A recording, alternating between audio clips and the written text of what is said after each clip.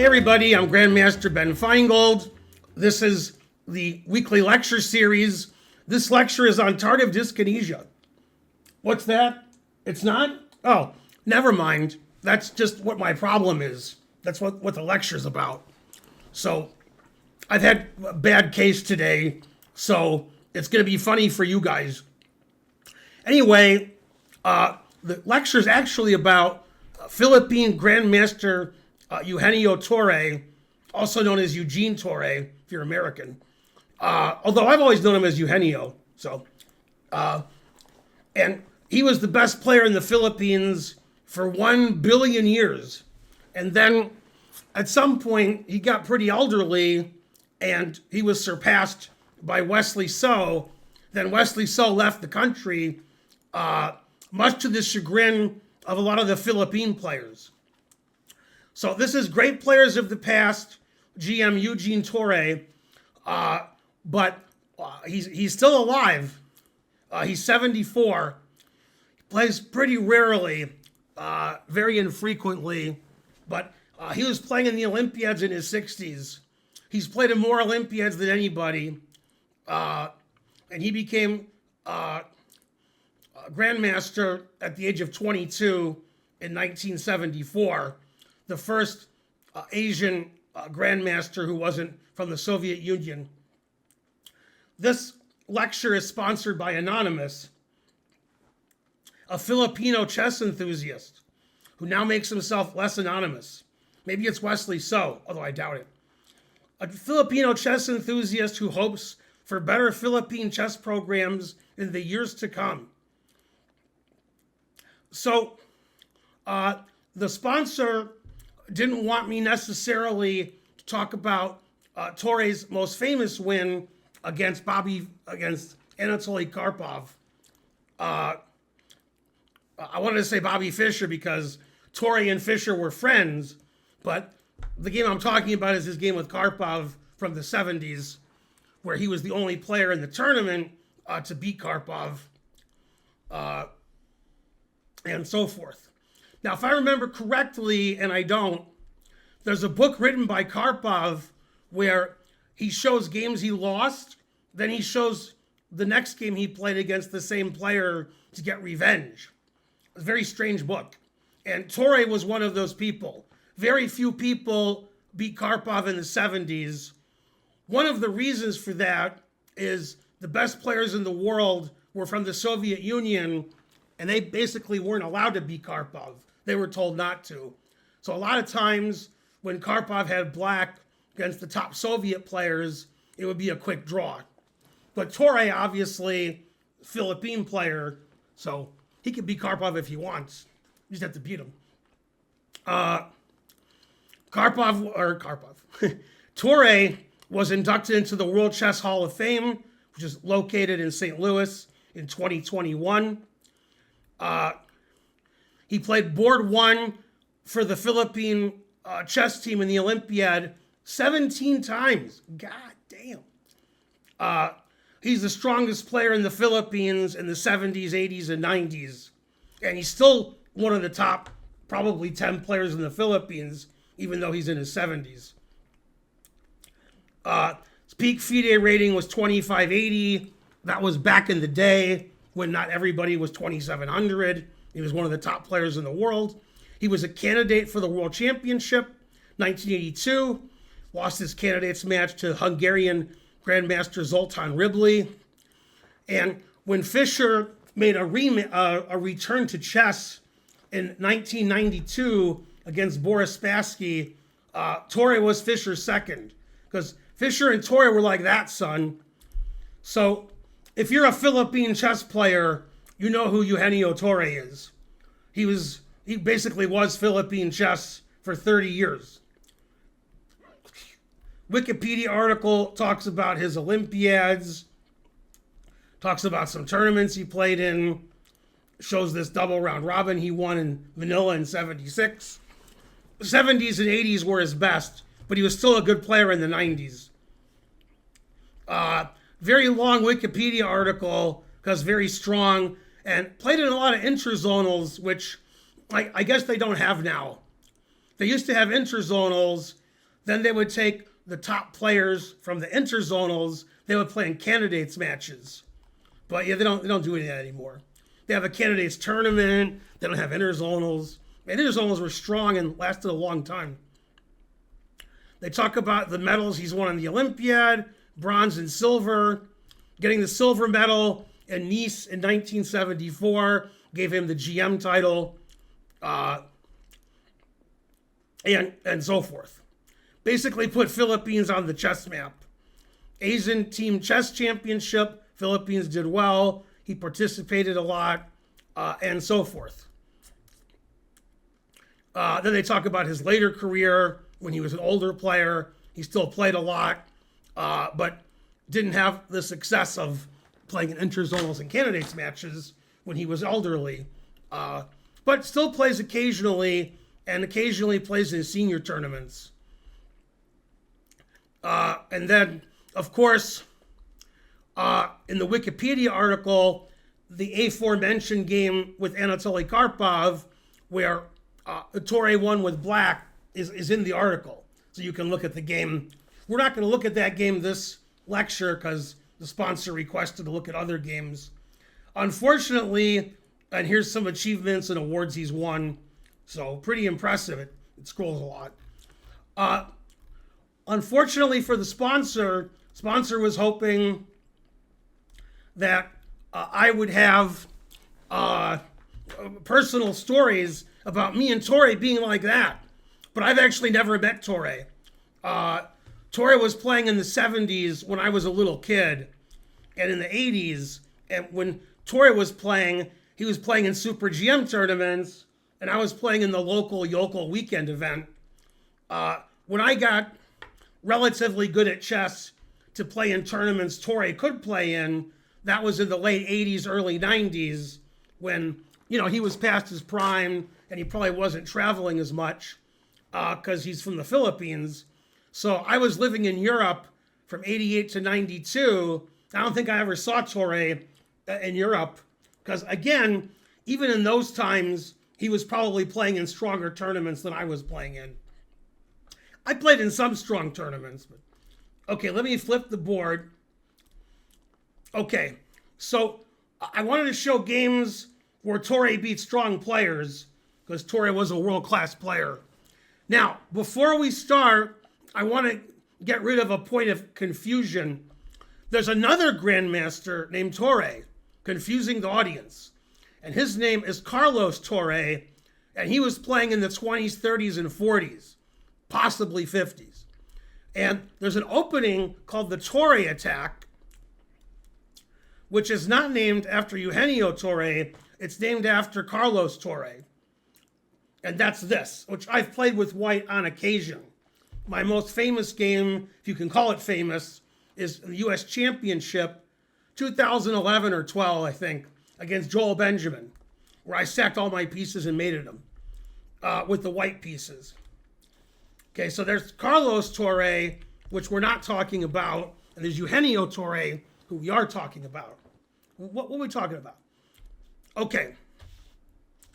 So unfortunately, I don't have a lot of anecdotes and personal stories with Eugenio Torre since we've never talked, never met.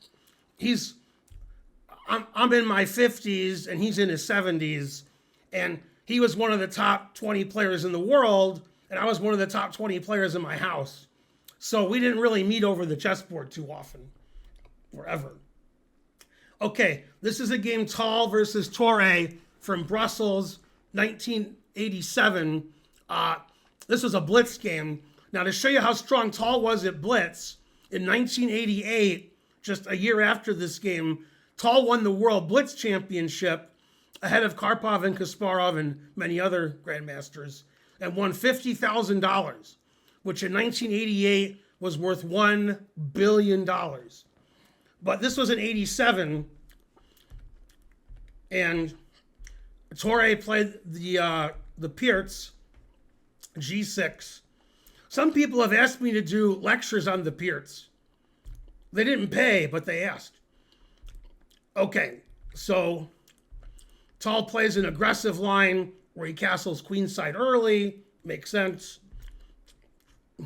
Torre doesn't castle kingside and let Tal attack his king. Keeps his king on e8. Always play king b1. Now, Tal traded queens, which isn't really a Tal specialty. Knight d5, confusing the audience. Maybe he thought Torre's attack was going to be too strong with the knight and the pawn coming in. So he wanted to trade queens and get the better pawn structure. So after queen takes queen, the queens are attacking each other now. He plays knight takes f6 check, ruining black's pawn structure. But pawn structure is still pretty good. And then he gets his 2 bishops. So black has 2 sets of doubled pawns, but black has 2 bishops. And it's hard to attack those pawns, and they're easy to defend. Bishop on e6 or a6 can defend the c4 pawn. f6 pawn just can't be attacked. Okay, so he undoubles his pawns. He tries to. Yeah, and this position's about equal, I guess. Now the king doesn't want to be on e8 because the rook is on e1. So king d8. Didn't want to play king d7 because that would trap his bishop. Wants his bishop to have an escape square just in case something like knight g3 happens. Like knight g3. Okay, so there you go, bishop d7. Okay, and then nothing much happens. And eventually, they trade all the pieces off. Knight e4 wasn't a good move. And they trade everything. And unfortunately, for Tal, this pawn is indefensible on d5. Black's gonna play bishop f7 and take it. And the knight can't move anywhere unless you want to move to h1, because bishop takes f2. So basically, Torre is going to be a pawn up with the 2 bishops. A technically winning endgame, which takes a long time to win because it's a blitz game and he has doubled pawns. But it's pretty instructive how he wins. He improves his position, moves his pawns up the board, keeps his 2 bishops. Eventually, moves his king up the board. Tal can't do anything. Tal's just chilling. Notice, black never plays bishop takes g3, which would be a blunder, getting into a drawn opposite bishop endgame. Black wants to keep the 2 bishops. If black is ever going to trade a bishop for a knight, he'd have to trade off his white squared bishop for the knight to keep the same colored bishops. But I'm not saying he's going to do that. But if he was going to do it. Okay, now the queen side's blocked. So Torre plays on the king side. He has space advantage on the king side also.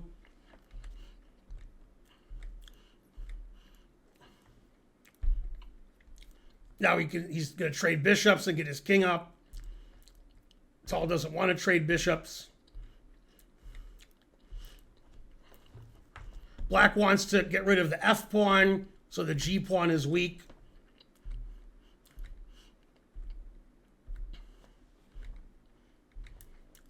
They trade some more. Black has a better king. The g pawn is weak. The knight's not very strong. And Torre plays a brilliant move soon thereafter. Always repeat, even in a blitz game.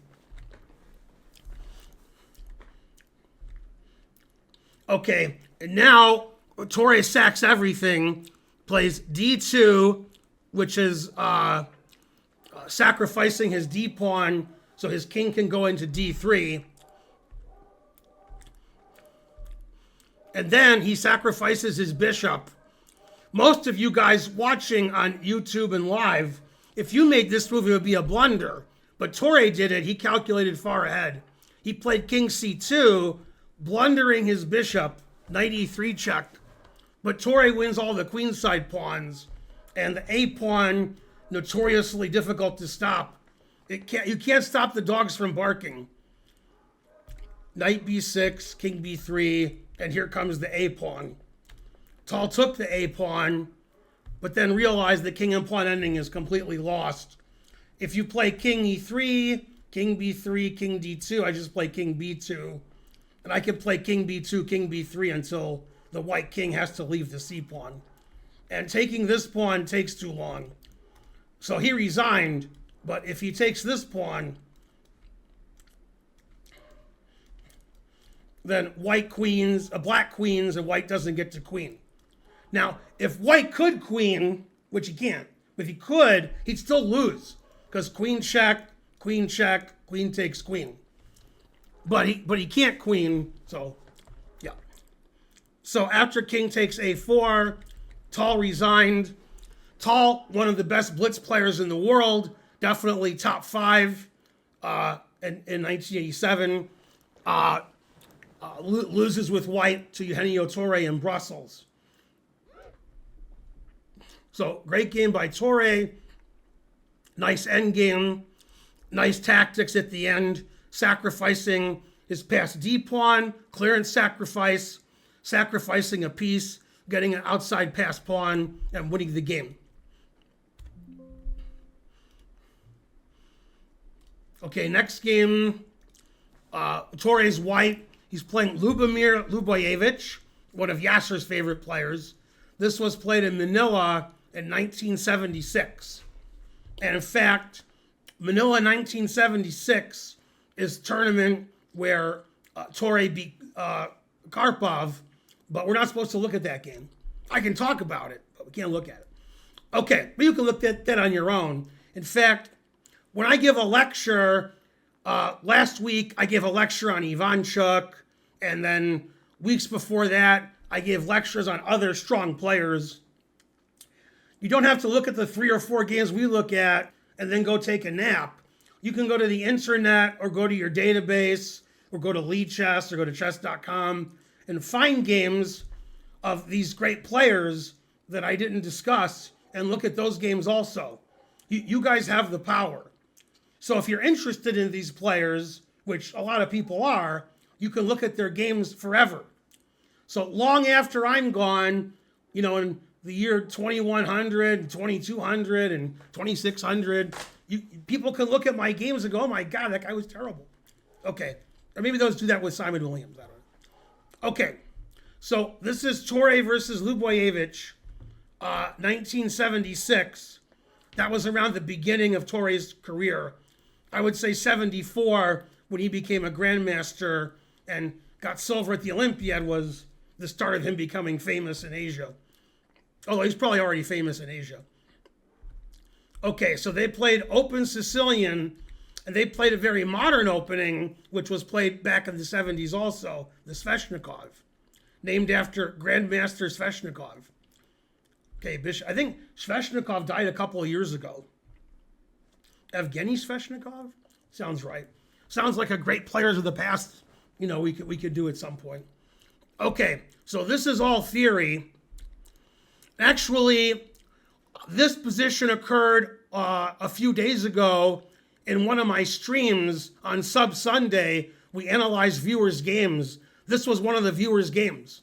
So I've seen this position a lot the last few days. B5, and I think the viewer played Bishop G7, but Ljubojevic played F5, more aggressive. Takes, C3, get the knight back into the game. The knight on A3 is not very good. Black has the 2 bishops, but white has the what else? White has dominance of the D5 square, and black has a weak D6 pawn. Typical Ljubojevic kind of play. G4, trying to stop F5, because I can take it, and also I can fianchetto my bishop. If you play F5 and I take, I could then play rook G1 and put my rook opposite your king. So G4 is a very exciting move. White could also play G3 and bishop G2, play more solid. Okay, queen H4, putting it in H.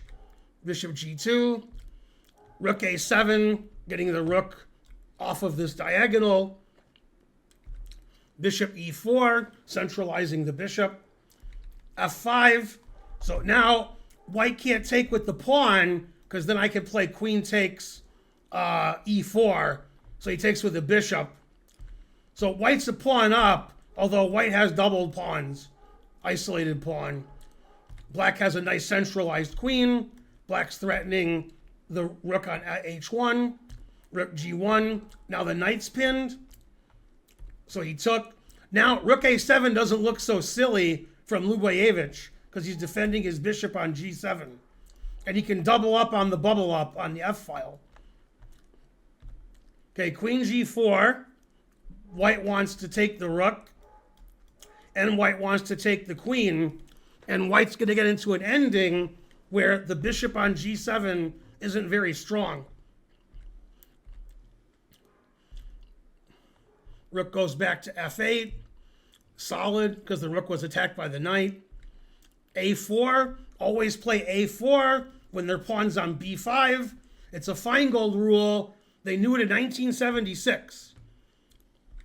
Rook f7, doubling up on the bubble up. Takes, takes. Torre ignores his pawn. If it was me, I'm a baby, I would have played rook g2 or something like that to defend my pawn. Torre plays rook a6, attacking all of black's stuff. Knight b8, setting up for the next game. They trade pawns. Rook takes, rook takes. It's looking close to a draw material-wise, but the knight's no good and the bishop's pinned, and my knight on e3 is really, on d5 is really good. So white has advantage. Knight c7, white wants to play either knight e6 or knight takes b5, whichever's better. Rook f3, attacking the knight. Now they could repeat and draw, but Torre played king d3, playing for the win. White's going to play knight e6 next move, which is quite annoying. So rook f4, attacking the rook on g4, which is defended. Rook check. Rook takes. If I was going to say, if white plays rook takes knight, black has the move e4 mate. That's crazy. That's a crazy checkmate. I mean, then I probably wouldn't have shown the game unless it was a Ljubojevic lecture. Okay, instead, Ljubojevic was probably shocked to see always sack the exchange, stopping the checkmate in the center. And white gets two pieces for a rook. And these pawns aren't very strong. But Ljubojevic, he said, my pawn here can become pretty strong. So he tries to push his h pawn, put it in h. And Torre plays for checkmate. Torre has got four pieces, one for each of you. He's going to checkmate Ljubo's king. Instead of playing king takes e4, he gets his king closer to the black king. He puts pressure on the knight. If you play king g6, knight f4 check is a fork. So the king went back. Now white has 1,000 pieces to checkmate with. Knight check. If king h8, put it in h. We have a checkmate. I checkmated my daughter Iram like this last week when I was visiting. Same checkmate. So black played king f8. Now black's got two rooks, one for each of you, threatening all of white's knights. And Torre ignores that and plays for checkmate, king e6, threatening rook f7 mate. The only way to stop rook f7 mate is to resign, but Ljubo didn't resign. He played rook takes knight, rook f7 mate, because the crowd has rights. The crowd wants to see the checkmate. So that was good the way Torre didn't take the pawn, but walked his king up the board to checkmate the king. Always move your king up the board in the endgame. Always play a4 when their pawn's on b5. Torre was a good follower of my rules, even though it was 1976. And I didn't have any rules. Very suspicious. Okay, last but not least, the longest game against Gata Kamsky in the Manila Interzonal in 1990. If I remember correctly, and I don't because it was 36 years ago, Kamsky didn't have a good interzonal. He had a bad tournament. Sometimes when you travel all over the world, sometimes you're not feeling great and you have a bad tournament. Also, the Manila interzonal had 1 billion grandmasters. I think like Anand and Short did really well in the Manila interzonal, if I remember correctly. But you guys can look it up and diss me on YouTube, tell me that I'm making weird faces, etc. Okay, Torre's white, Kamsky's black. Kamsky, famous American player. They played boring Italian game. Boring. And the game was pretty boring, which is what Kamsky wants. Kamsky likes boring chess. He likes to outplay you positionally. Okay, so still theory. Nobody's doing very much. And eventually they start trading. Looks pretty symmetrical. Trade everything. Wants to play knife f5. Typical in this opening. Okay, still symmetrical looking position. b6. Not really necessary to defend the pawn, because if white played queen takes pawn, black could play rook f to b8, trap the queen. But I guess he's just doing it for later. Okay, so Torre gets his nice knight on f5.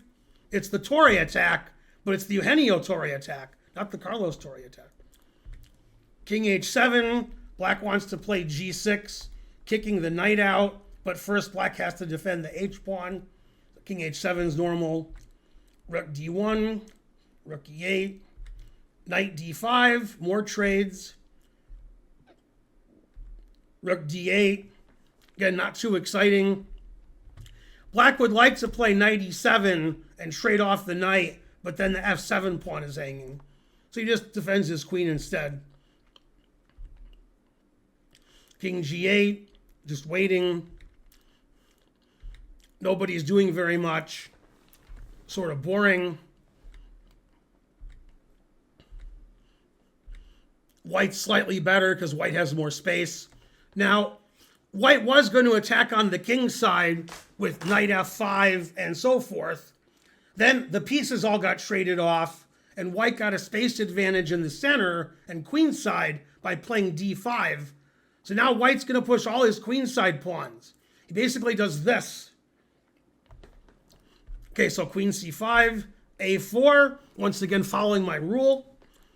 Rook f8, Kamsky wants to get counterplay on the king side. Queen c2, white wants to play b4 and c4 and so forth. Rook b8, b4, rook a1, getting over on the queen side, and c4. White's advancing on the queen side. Black advances on the king side. White attacks the backward weak c7 pawn. b5, getting more space. Takes. I probably would have played a5 to keep the rook on a1 from entering in the position. But I'm not as good as Kamsky, so what do I know? Then he takes. Rook a6, attacking the queen. Queen d4. Queen moves away to a2, keeping the d pawn protected. Okay, now in this position, black's a pawn up, but it's a doubled pawn, and the c pawn is weak. White has more space on the queen side. Black plays queen d3, putting pressure on the b5 pawn. Rook c4, taking the pressure away. And now rook takes f2. So when Kamsky played rook takes f2, I was very confused. I was like, I can take with the queen or the king. But he took with the queen. If you take with the king, then rook f8 check seems good, followed by queen takes knight check and knight takes d5 at some point. And white's king is pretty exposed. So he took it with a queen, and I was like, what's going on here? Where's black's compensation? Why is Kamsky sacrificing a rook? And typically, if I show you a Kamsky game and he sacrifices a rook, it's a Kamsky win, and he's playing brilliantly. But Kamsky played rook f8. The queen has to stay on the knight, so queen e1. And now Kamsky showed what his idea was. I didn't see what his idea was. To me, this looks like white's just up a rook. But Kamsky played knight takes d5, confusing the audience. Now all the pieces are hanging. I'm too old for this. And black has a lot of passed pawns in the center, and white's pieces are falling apart. What Kamsky wants is he wants to trade off his knight for this rook and pawn, and then he has 4 pawns against a knight. 4 passed pawns. Okay, so white played rook a3, which I'm sure Kamsky didn't see. I'm sure Kamsky overlooked that. That was the most brilliant move of the game.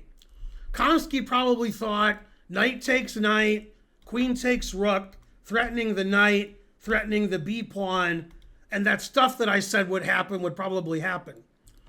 But Torre played rook a3, and now when you can't take anything, your queen's hanging. You can't take the rook because the knight's defending it. You have to take the rook on a3. Now I'm keeping my b pawn. And now all of white's pieces are well placed. Black's queen is on a3.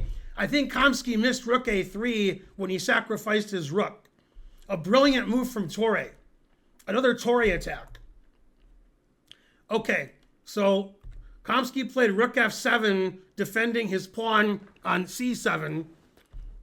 King h2, putting it in h. That's a typical Kamsky move, but Torre played it, getting the king safe. Yeah, and now white's just winning. White has a piece for 2 pawns. But Kamsky's a bitter editor. He doesn't resign.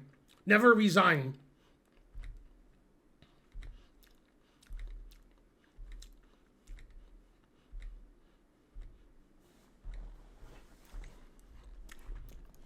Yeah, black doesn't even have any checks.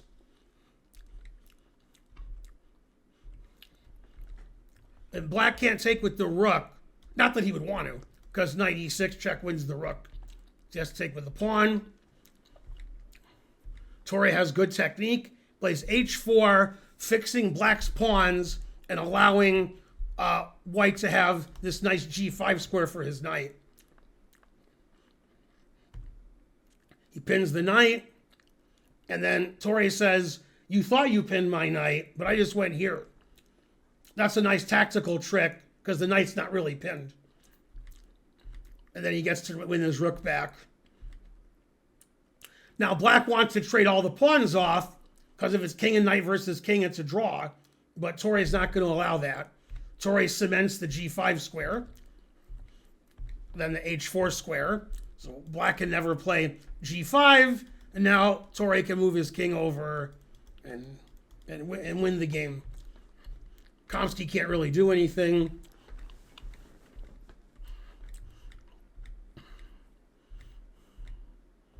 And now the last move of the game was very nice. It's complicated if you play king takes pawn, king takes g2. I think white's still winning, but white played a simpler way of winning, played king g5. Not giving black any passed pawns or any counterplay. That's the way Torre played. This game was played near the end of Torre's Super GM career in 1990, sort of near the beginning of Kamsky's. 1990, Kamsky was just getting started.